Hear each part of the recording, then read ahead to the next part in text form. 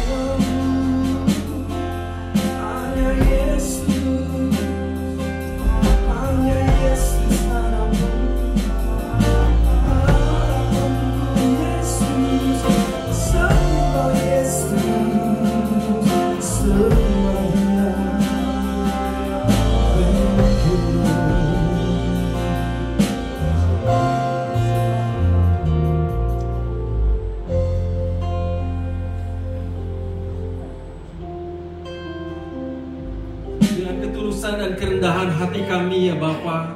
Kami mengaku bahwa pertolongan di dalam ibadah pada pagi hari ini datangnya daripada Allah Bapa pencipta langit dan bumi dengan segala isinya, yang kasih setianya kekal sampai selama-lamanya. Dan di dalam kekekalan kasihnya, Ia tidak pernah meninggalkan ciptaan tangannya. Turunlah atas saudara-saudara sekalian kasih karunia dan anugerah sejahtera dari Allah Bapa dan Tuhan Yesus Kristus. Amin. Hati kami limpah dengan ucapan syukur kepadamu ya Tuhan. Oleh karena kasih setia Tuhan, oleh karena perlindungan Tuhan, oleh karena kebaikan Tuhan, kami masih boleh berdiri di tempat ini Tuhan, untuk memuji, memuliakan nama-Mu ya Tuhan. Terima kasih ya Bapa. Oleh karena itu Tuhan, kami mohon kepadamu ya Tuhan, kiranya Engkau menolong, memimpin kami ya Tuhan, supaya kami semua yang ada di tempat ini boleh beribadah dengan baik di hadapan Tuhan.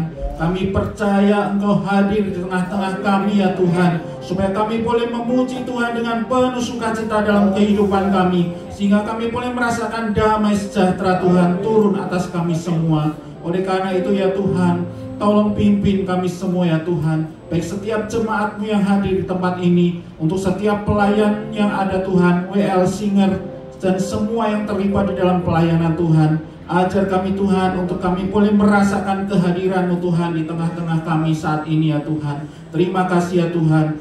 Terlebih hamba-Mu yang akan menyampaikan kebenaran firman-Mu, kiranya Engkau menolong hamba-Mu Tuhan, supaya lewat hamba-Mu kami boleh mengerti akan firman-Mu yang akan disampaikan pada pagi hari ini. Terima kasih ya Tuhan untuk semuanya. Kiranya Engkau memberkati ibadah ini Tuhan. Ampuni segala dosa dan kesalahan kami Tuhan, supaya kami boleh layak beribadah di tengah-tengah jemaat-Mu Tuhan saat ini ya Tuhan, pada pagi hari ini. Terima kasih ya Tuhan, terima kasih. Dalam nama Tuhan Yesus kami berdoa dan mengucap syukur. Amin. Amin. Shalom Bapak Ibu. Shalom. Selamat tahun baru 2024. Terus bersuka cita. Yes, saya sendiri terus bersuka cita karena Tuhan saya Yesus Kristus. Amin. Ya, tadi kita sudah melihat bagaimana mercy bulan ini, tahun ini kita harus berbuah dan menjadi buah, memberikan buah-buah yang baik di dalam setiap kehidupan kita. Amin Bapak Ibu. Tapi bagaimana caranya? Kita harus dekat, kita harus memasukkan firman Allah agar setiap hidup kita berbuah. Tetapi ada orang yang tidak berbuah baik. Kenapa? Karena tidak sepenuhnya menerima dan melakukan kehendak Allah. Amin. Oleh karena itu, mari nikmati selalu hadir setiap minggu, terutama di dalam kelompok-kelompok gift, dan membaca dan merenungkan akan firman Tuhan. Mari dengan sukacita berikan salam pada samping kiri dan kanan kita, karena kita mau memuji Tuhan. Ya, Tuhan yang ajaib, ya, Tuhan yang sanggup memberikan buah yang baik kepada setiap kita. Mari kita bersukacita memuji Tuhan.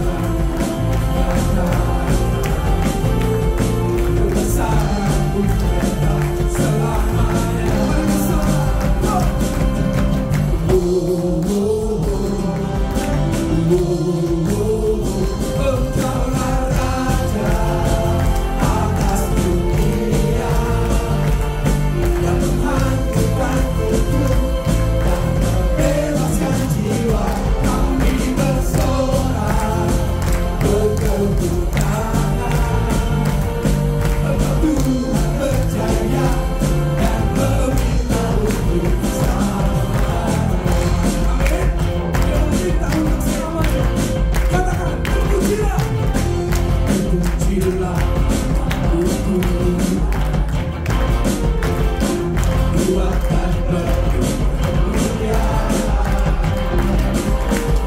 Satu suara kerajaanmu kekal selamanya. Kami bersorak. Engkaulah Raja atas dunia yang mengangkatku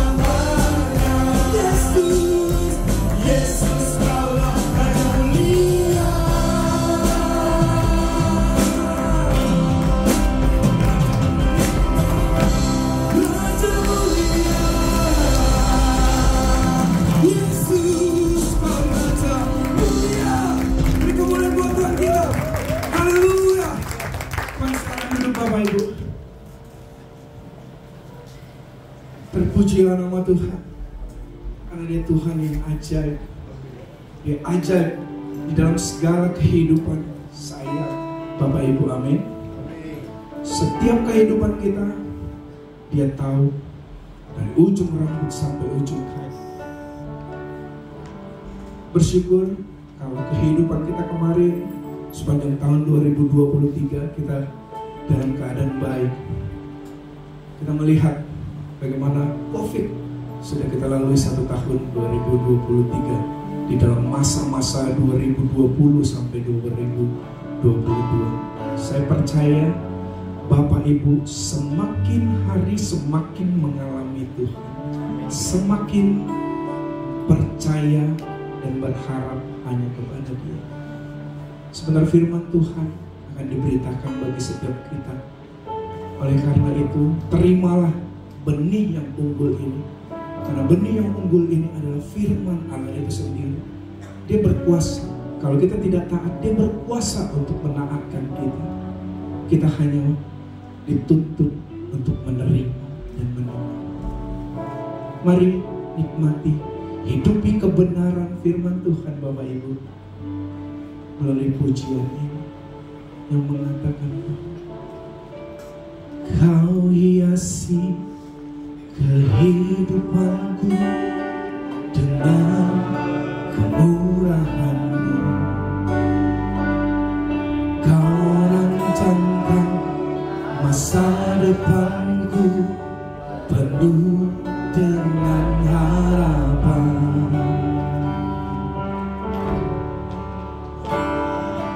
Kau hiasi kehidupanku dengan kemurahan-Mu.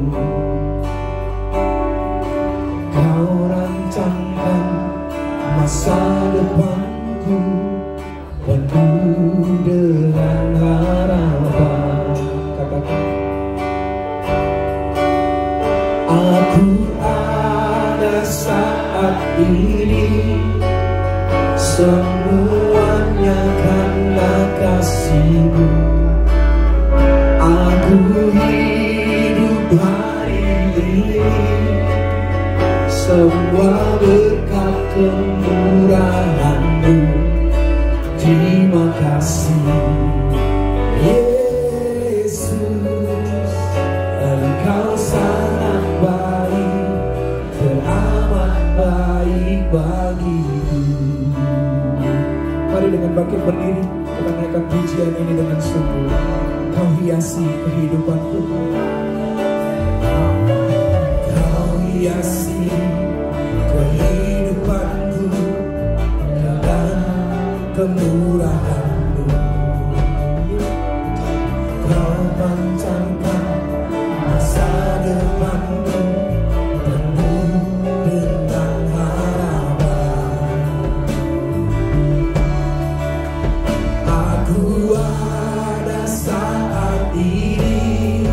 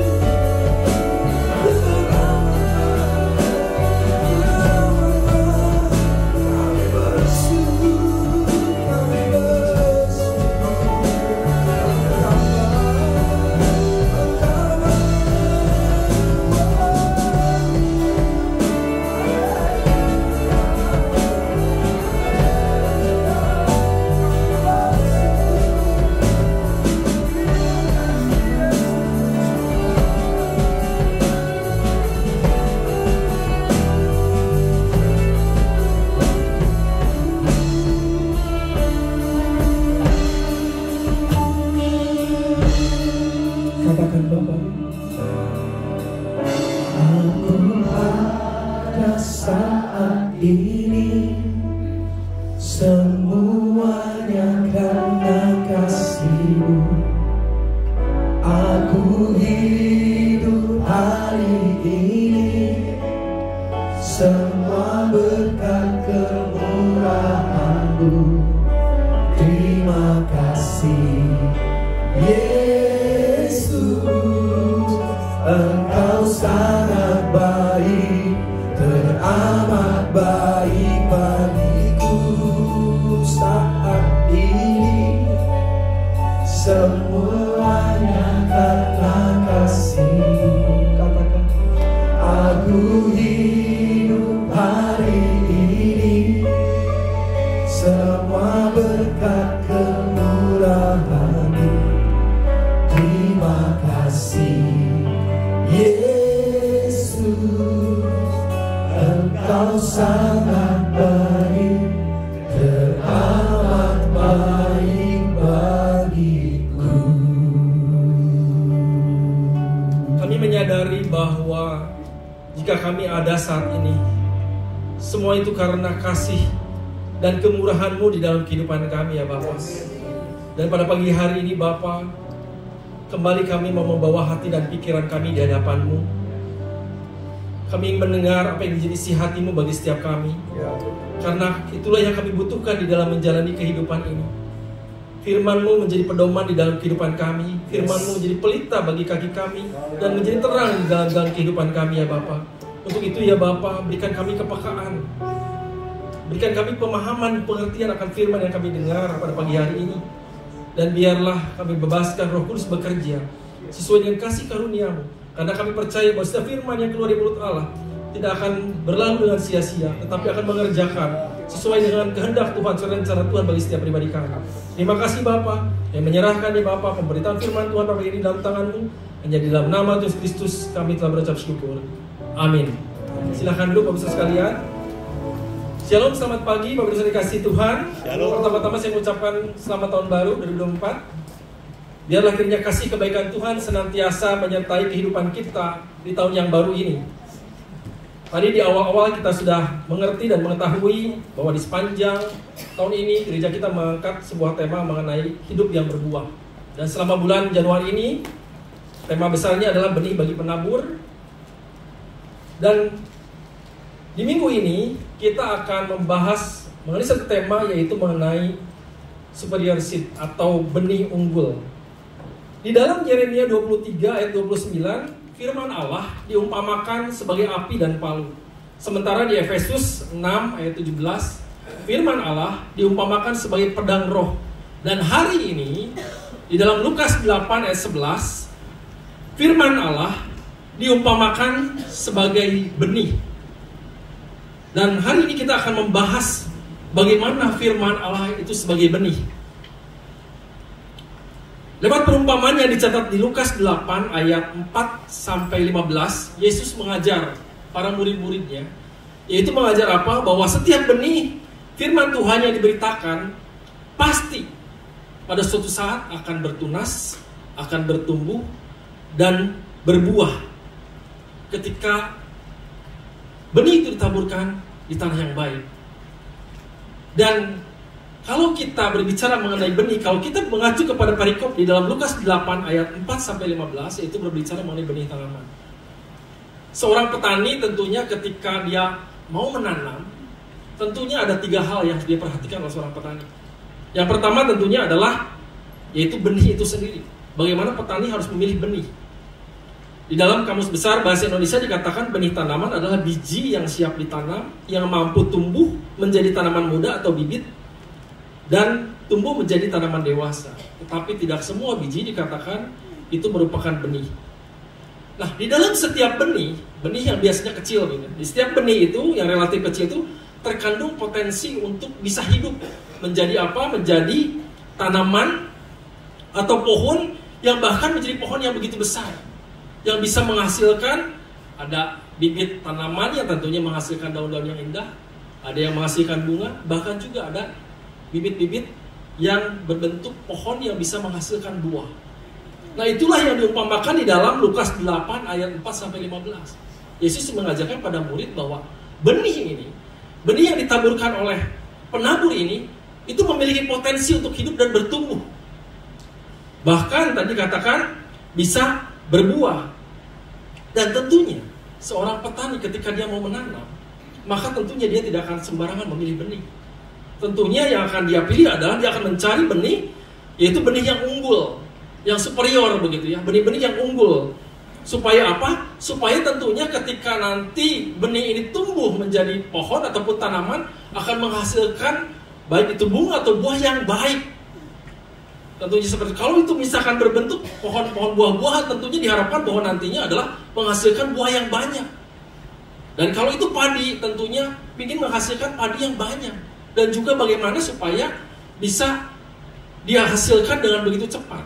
Sehingga dikatakan bahwa benih-benih yang berkualitas atau benih unggul adalah benih yang sudah masak secara fisiologis dan berisi. Berasal dari kebun benih atau dari pohon unggulan yang tahan hama dan penyakit, memiliki daya kecambah yang tinggi, serta memiliki persentase hidup yang tinggi dan waktu panen yang lebih singkat. Itu adalah istilah benih yang unggul menurut Kamus Besar Bahasa Indonesia. Jadi benih unggul ini memiliki potensi yang lebih daripada benih-benih biasa.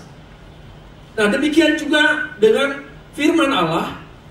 Di dalam perumpamaan yang disampaikan Yesus kepada para muridnya, Yesus mengumpamakan firman Allah seperti benih, yang dalam hal ini boleh dikatakan sebagai benih unggulan atau superior seed. Karena apa?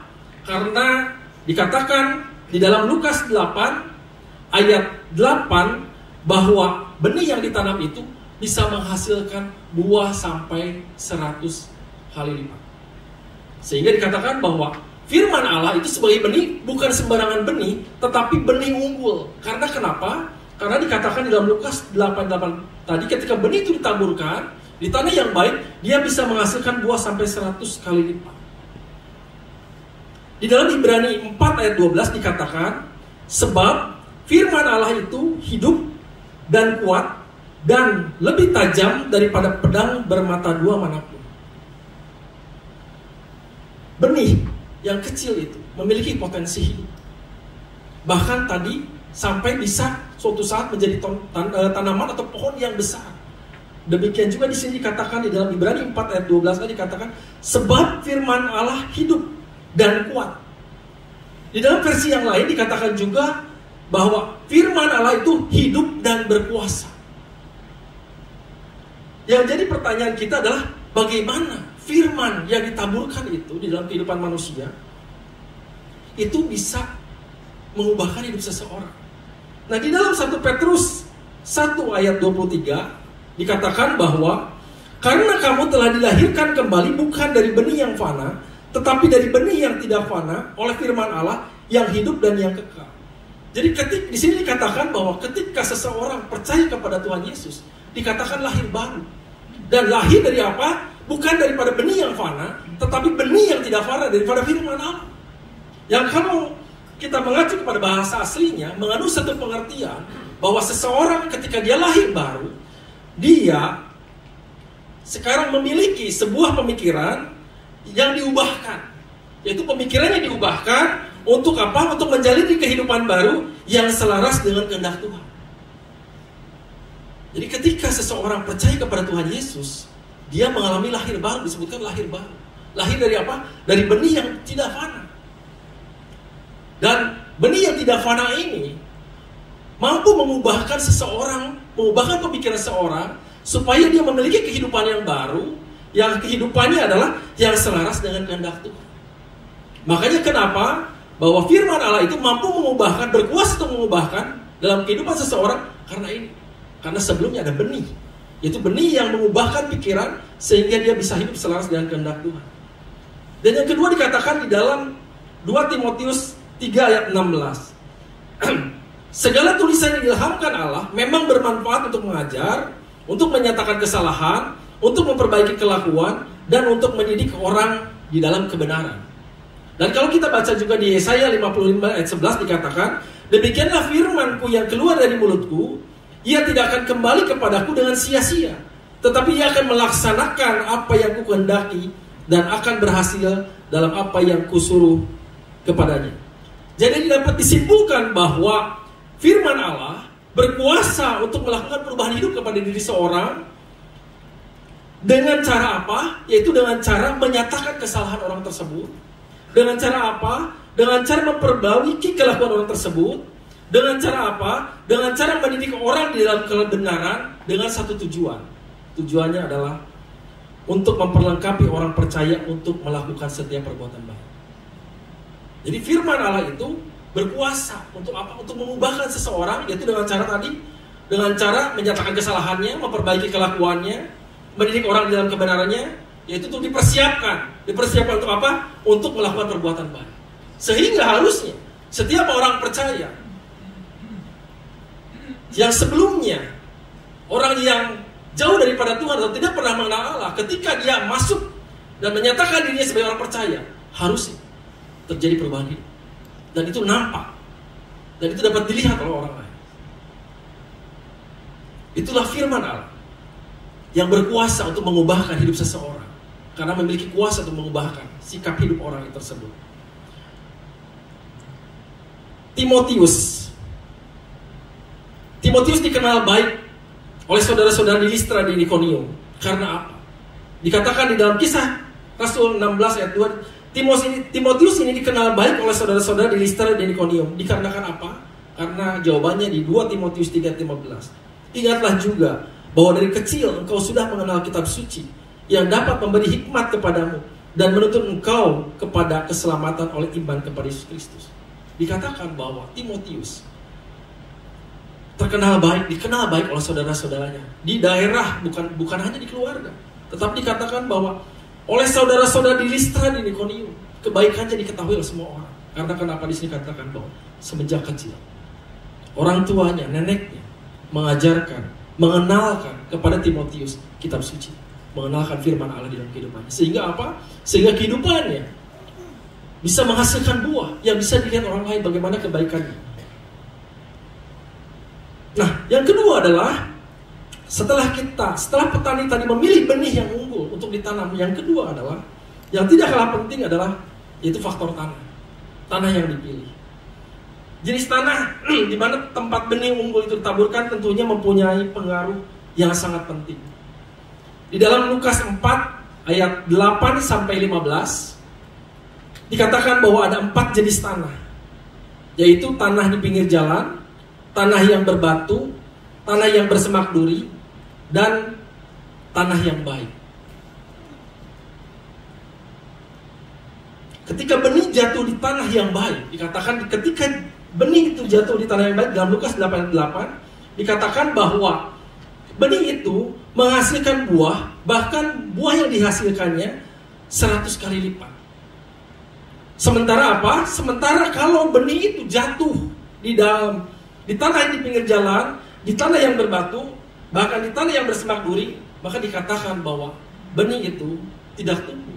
Dan kalaupun tumbuh, dia hanya sesaat, udah begitu mati.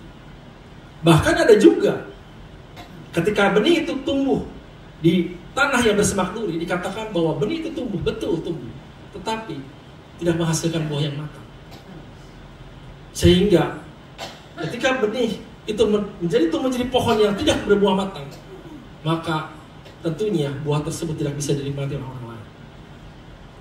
Jadi bagaimana benih itu bisa tumbuh dan menghasilkan buah sampai 100 kali lipat, bukan hanya faktor benih saja, tetapi faktor tanah berperanan penting untuk menjadikan benih itu menjadi satu pohon yang menghasilkan buah yang berkali-kali lipat. Demikian juga dengan firman Allah yang kita dengar akan bertumbuh dan akan menghasilkan perubahan hidup atau berbuah apabila apa? Apabila kita bukan hanya mendengar dan bukan hanya menerima saja, tetapi juga melainkan menyimpannya di dalam hati yang baik. Artinya apa? Artinya bahwa ketika kita mendengar firman Tuhan, jangan kita menjadi pendengar firman Tuhan yang acuh tak acuh. Dengan firman Tuhan masuk keluar, bahkan ada yang masuk mental, ada yang masuk sebentar udah gitu keluar. Tetapi biarlah dikatakan di sini bahwa tanah yang baik adalah tanah yang ketika benih itu ditaburkan, ya, dikatakan bahwa bukan hanya yang mendengar, menerima, tetapi menyimpannya di dalam hati. Karena kenapa menyimpannya di dalam hati? Karena suatu saat benih yang taruh dalam hati itu akan bertumbuh. akan menumbuhkan, akan mengalami perubahan-perubahan itu dalam kehidupan kita. Itulah gambaran sebagai benih, sebagai tanah yang baik. Dan biarlah kita harusnya memiliki kehidupan atau hati seperti tanah yang baik ini. Jadi ketika kita mendengar firman Tuhan, jangan sampai kita melupakannya. Atau ketika kita mendengar firman Tuhan, kita menerima, sudah gitu lupa lagi. Tapi biarlah ketika kita mendengar firman Tuhan itu tanam di dalam hati kita. Dan renungkan firman itu. Dan percayalah bahwa seperti tadi katakan dalam Yesaya 55:11 bahwa firman-Ku yang keluar dari mulutku tidak akan kembali kepadaku dengan sia-sia, tetapi akan melaksanakan apa yang dikehendakinya dan akan berhasil dalam apa yang kusuruhkan kepadanya. Di dalam Kisah Para Rasul 17 ayat 11 dikatakan bahwa orang-orang Yahudi di Berea lebih baik hatinya daripada orang Yahudi di Tesalonika, karena mereka menerima firman Allah dengan segala kerelaan hati, dan setiap hari mereka menyelidiki kitab suci untuk mengetahui apakah semuanya benar demikian. Tadi katakan di dalam Kisah 17 ayat 10-11, tetapi pada malam itu juga segera saudara-saudara di situ menyeru Paulus dan Silas berangkat ke Berea. Setibanya di situ, pergilah mereka ke rumah ibadat orang Yahudi. Orang-orang Yahudi di kota itu, yaitu di Berea, lebih baik hatinya daripada orang Yahudi di Tesalonika. Karena apa? Di sini katakan dengan jelas, karena mereka menerima firman itu dengan segala kerelaan hati, dan setiap hari mereka menyelidiki kitab suci untuk mengetahui apakah semuanya itu benar demikian. Inilah gambaran daripada hati seperti tanah yang subur atau tanah yang baik, yaitu hati yang bukan hanya mendengar. Di sini katakan bahwa mereka menerima firman itu dengan segala kerelaan hati, bukan tidak percaya atau mengacuhkan firman itu, tetapi mereka bukan hanya menerima dari kerelaan hati, tetapi setiap hari mereka menyelidiki kitab suci. Menyelidiki kitab suci untuk mengetahui apakah semuanya itu benar demikian. Artinya bahwa orang-orang Berea ketika mendengar firman Allah, mereka bukan hanya mendengar dan menerima saja, tetapi ini menggambarkan bahwa apa yang mereka dengar, mereka renungkan, bahkan di sini katakan diselidiki. Apakah betul demikian? Sehingga akibat daripada semuanya, ketika dia makin menyelidiki firman Allah, ketika dia makin mengetahui mengenal firman Allah, dan ketika melakukan firman Allah dalam kehidupannya, maka yang muncul adalah dikatakan bahwa orang Yahudi di Berea lebih baik hatinya daripada orang-orang Yahudi di Tesalonika. Itulah gambaran daripada orang-orang yang bukan hanya mendengar dan menerima, tetapi orang yang betul-betul mendengar, menerima, merenungkan firman itu dan melakukannya di dalam kehidupan mereka sehari-hari. Sehingga orang banyak, orang lain melihat bagaimana kebaikan daripada orang-orang tersebut. Orang-orang yang menerima firman itu dan melakukannya di dalam kehidupannya. Dan faktor yang ketiga, yaitu faktor di mana waktu saat menanam. Jadi selain bibit yang unggul, pemilihan tanah yang baik, yang ketiga tentunya adalah faktor waktu saat menanam. Pemilihan waktu yang tepat akan meningkatkan persentase keberhasilan untuk mendapatkan hasil yang diharapkan. Tentunya ketika kita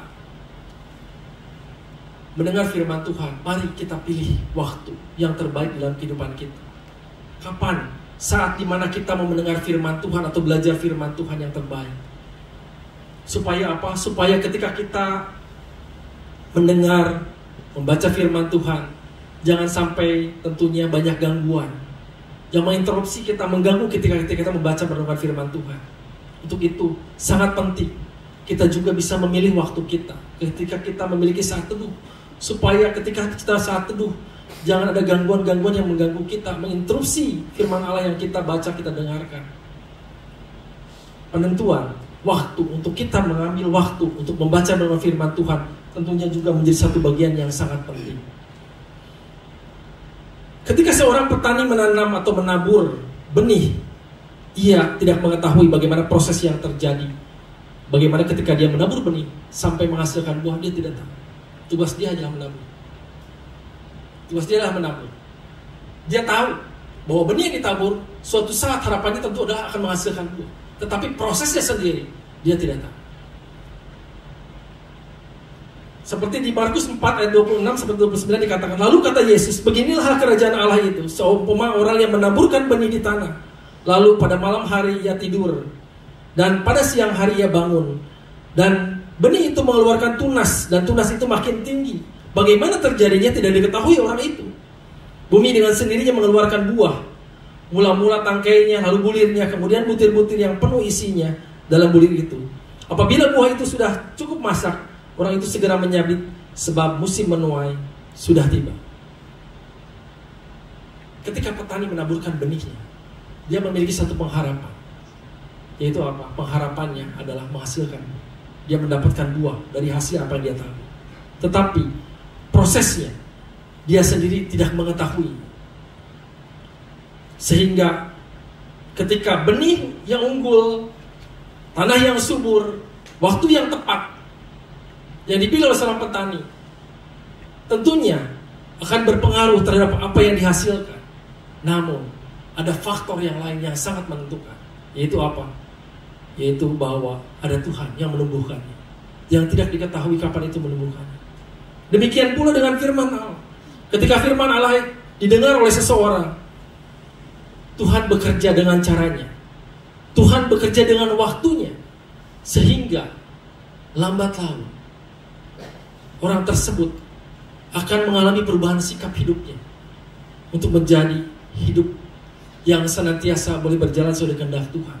Sehingga kalau ketika dilihat orang, maka akan terjadi perubahan hidup itu, akan terlihat perubahan hidup itu. Saya yakin bahwa semua yang duduk di sini sebelum mengenal Tuhan dan sampai sejauh ini, tentunya ketika kita menyadari itu, ketika kita merenungkan itu, ya benar Tuhan. Saya tidak menyangka hidup saya sekarang di titik ini Tuhan percayakan untuk bisa berdiri di sini menyampaikan kebenaran firman Tuhan. Padahal saya lahir dari keluarga orang yang tidak beragama sama sekali, yang gak jelas. Boleh dibilang orang Konghucu, ke Kelenteng gak pernah. Disebut kejawen kadang-kadang. Saya tidak pernah terpikir dan terbersit dalam kehidupan saya bahwa saya bisa sampai saat ini berada seperti ini. Bahkan betul-betul firman Allah sangat berkuasa. Mungkin sebagian ada yang kenal koko saya, Ko Ade ya. Ko Ade mengenal Tuhan di sekitar usia 62 tahun. Bagi saya suatu hal yang ajaib bagi saya. Bagaimana Tuhan bekerja begitu ajaib. Karena saya tidak berpikir bahwa Ko Ade, koko saya itu bisa percaya Tuhan. Karena kenapa? Karena saya tahu dari kehidupan dari kecil sampai umur begitu, tidak pernah berhubungan dengan agama sedikit pun. Tetapi ajaib, ketika saya sedikit bersaksi sedikit, mudah-mudahan waktu bisa ada, bersaksi sedikit, ketika kakak saya yang pertama meninggal. Kakak saya ini dulu memang juga sama, belum pernah ke gereja, cuman 3 bulan sebelum meninggal saya coba ajak ke gereja. 1 atau 2 kali saja ke gereja. Dan ketika dia diajak ke gereja, kakak saya suka mengunjungi mama saya di Cicadas rumahnya. Jadi pernah bicara ke cici saya. Dia bilang bahwa ya nanti saya mau ngajak Ko Ade ke gereja. Saya tidak tahu pembicaraan seperti itu. Tetapi ketika koko saya meninggal, dan pada saat itu kita lagi makan siang di Nana Rohana, ketika kita ngobrol, cici saya bilang, menyampaikan di situ ada Ko Ade, ada saya, ada cici saya. Dan cici saya bilang, ya kok dulu si Ko Acun ini dulu pernah ngomong ke saya, mau ngajak Ko Ade ke gereja. Hanya disampaikan seperti itu. Dan tadi saya bilang bahwa firman Tuhan ajaib. Pada saat itu Tuhan menggerakkan hati saya untuk langsung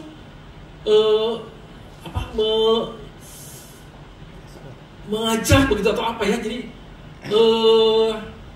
istilahnya menantang begitu ya. Menantang saya, kok mau gak ke gereja? Mau gak percaya Tuhan Yesus? Dan luar biasa, saya mau. Saat itu kita berdoa. Saat itu saya mengajak dia dalam doa, untuk mengajak dia berdoa untuk bisa menerima Tuhan Yesus. Dan harinya saat itu dia menjadi orang percaya. Saya takut, sebagai manusia takutnya cuma di bibir saja. Jadi saya berusaha setiap pagi saat itu jemput koko saya, dan jemput udah gitu ngajak ke gereja ke Lengkong.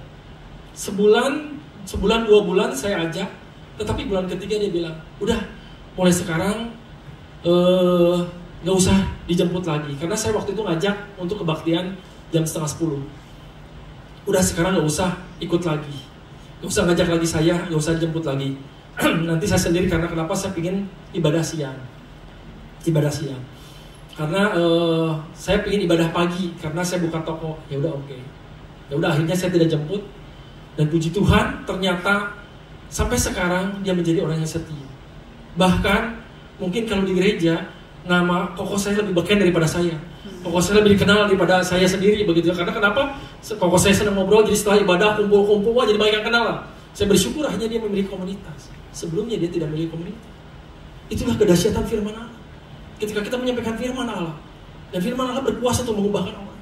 Bahkan untuk orang yang tadinya tidak pernah mengenal, bahkan mungkin tidak pernah mengenal atau mendengar tentang Tuhan, tidak pernah mengenal tentang Yesus, tetapi dengan firman Allah yang disampaikan, firman itu bertumbuh dan menjadi orang yang percaya. Itulah dahsyatnya pada firman Allah. Nah, setelah kita mengetahui ketiga hal di atas, yaitu bagaimana benih firman Allah, bagaimana waktu, bagaimana mengenai tanah atau hati yang subur, tentunya hal ini harus menjadikan bagi kita suatu tantangan di dalam menjalani kehidupan kita. Yang jadi pertanyaan kita saat ini, setelah kita mengetahui firman Allah, setelah kita mengetahui bahwa firman Allah benih unggul yang berkuasa untuk mengubahkan hidup seseorang, yang jadi pertanyaan kita adalah, seberapa penting firman Allah bagi saudara? Karena hal itu menentukan sejauh mana Anda akan berusaha untuk mendapatkannya. Kalau kita baca di dalam Mazmur 119, nanti kalau Bapak Ibu Saudara sekalian punya waktu silahkan baca. Mazmur 119 adalah Mazmur atau misalkan kitab yang terpanjang ayatnya, paling banyak ayatnya. Tetapi di situ Mazmur 119 ditulis oleh seorang ahli kitab, yaitu Ezra. Dan kalau kita baca di situ ditulis bagaimana dikatakan bahwa firman Allah itu memberikan kelegaan, firman Allah itu memberikan kelepasan, firman Allah itu memberikan kebijaksanaan, firman Allah itu memberikan sukacita, firman Allah itu memberikan hikmat, firman Allah itu begitu berkuasa untuk mengubahkan seseorang. Hal itu dikatakan oleh seorang ahli kitab. Bahkan Ezra berkata bahwa dia mencintai Taurat Tuhan melebihi daripada emas, bahkan daripada emas Tuhan. Bahkan ketika dia melihat atau mengetahui seseorang yang tidak peduli dengan firman Tuhan, sampai dia di situ dikatakan bahwa dia menangis untuk orang-orang tersebut. Karena kenapa? Karena Ezra mengetahui dengan persis, karena Ezra mengetahui dengan pasti firman Allah itu berkuasa. Firman Allah itu tadi memberikan kelegaan, kelepasan, memberikan kekuatan, memberikan sukacita, memberikan hikmat, pengetahuan kepada orang yang membaca dan merenungkannya. Nah, apakah setelah kita mengetahui hal itu, apakah kita mau tetap tidak mau belajar firman Tuhan? Apakah kita tidak mau meluangkan waktu untuk membaca merenungkan firman Tuhan? Dikatakan di dalam, Daud mengatakan bahwa firman-Mu adalah pelita bagi kakiku dan terang bagi jalan. Daud begitu mencintai Taurat Tuhan, bahkan dikatakan dia mencintai Taurat saya, dia merenungkannya siang dan malam. Firman Tuhan mampu mengubahkan hidup seseorang. Firman Tuhan memberikan kekuatan, memberikan kelepasan, kelegaan. Kita tidak bisa berjalan di dalam kehidupan ini dengan kekuatan diri sendiri. Karena kenapa? Ada saat di mana kita mengalami kelemahan, Ada saat di mana kita mengalami hal-hal yang berat dalam kehidupan kita. Firman Allah di situ memberikan kekuatan kepada kita. Firman Allah di situ memberikan kelegaan bagi kita. Untuk itu mari.